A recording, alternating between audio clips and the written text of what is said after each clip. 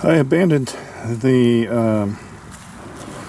putting the capacitor in the oven and trying to go from there. I ended up breaking out the old torch, and I pulled it out somewhat. I've kind of marked my ground in the corner there, so this was the ground connecting to the chassis. So I pulled it out part way. Let's see if we can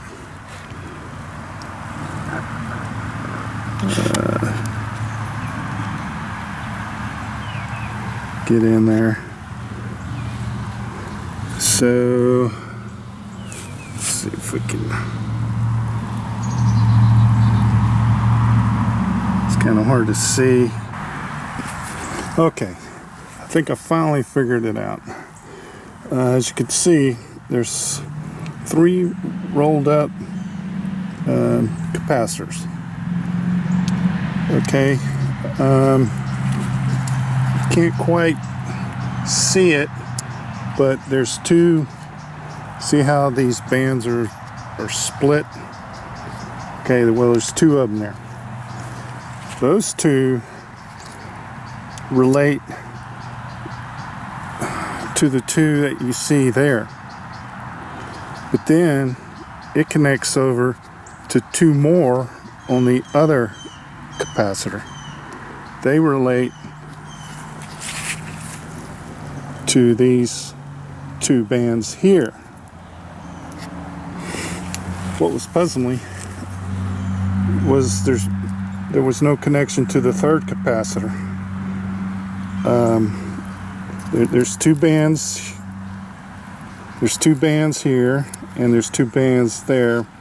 So those 2 are related. So it's a capacitor on its own. These two are connected. This capacitor is on its own. I'll show you on the schematic. Okay, here's the capacitor on its own. Here are the 2 capacitors connected by this line. Okay, we can go from there. I'm not sure how I'm going to put this thing back together.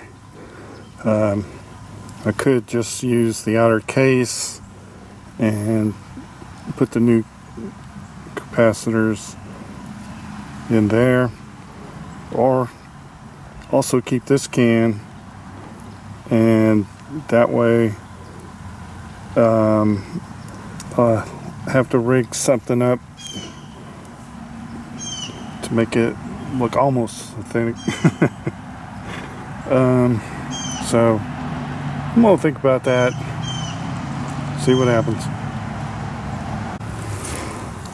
So what we have is a leg. Let's see, this would be the capacitor on its own. Then you've got a leg here, and then it's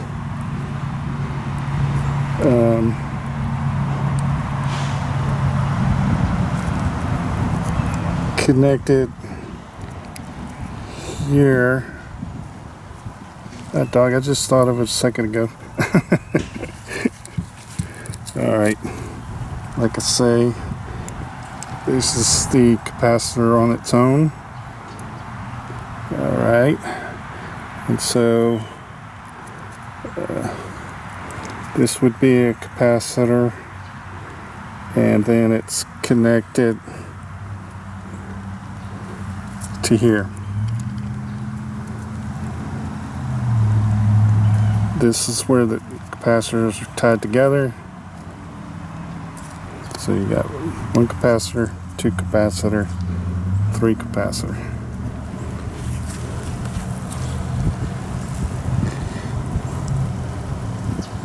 And why we film this is to document case I don't get to work on this till the future.